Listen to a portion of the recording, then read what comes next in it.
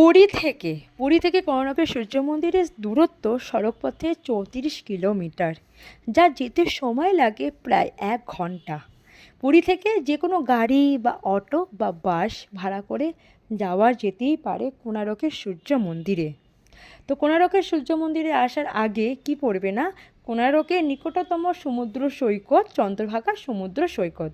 এই চন্দ্রভাগা সমুদ্র সৈকত থেকে শুরু কোণার্কের সূর্য মন্দিরের ইতিহাস, যেটা আমরা বইয়ের পাতায় পড়েছি। আজকে আমরা কি করছি না, চোখের সামনে সচক্ষে আমরা দেখছি, ঘুরে ঘুরে গোটা দেওয়াল জুড়ে কতই না ইতিহাস জড়িয়ে আছে। প্রত্যেকটা পাথরে পাথরে কিনা ইতিহাস জড়িয়ে আছে। 1238 সালে সূর্যদেবের মহিমা প্রচারের জন্য তখনকার মিত্রাবনে, অর্থাৎ আজকের কোণার্কের স্থানে সমুদ্রের ধারে ভগবান সূর্যদেবের এই মন্দিরটি তৈরি করেন।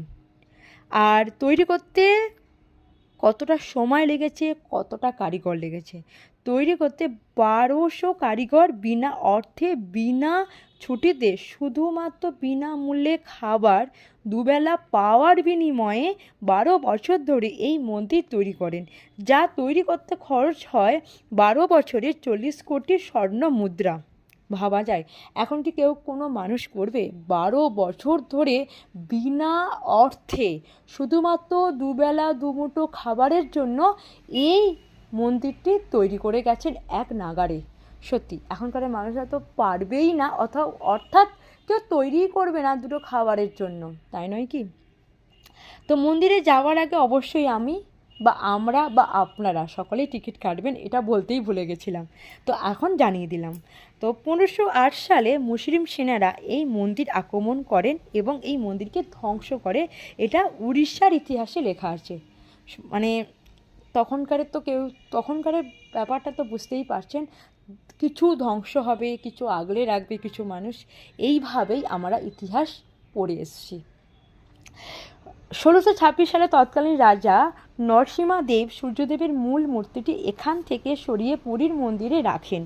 অনেক মূল্যবান জিনিস ও পাথর নিয়ে যায় পুরীর মন্দিরে, কারণ কিনা সেভ রাখার জন্য, কারণ এত আক্রমণ হয়েছিল সূর্য মন্দিরে।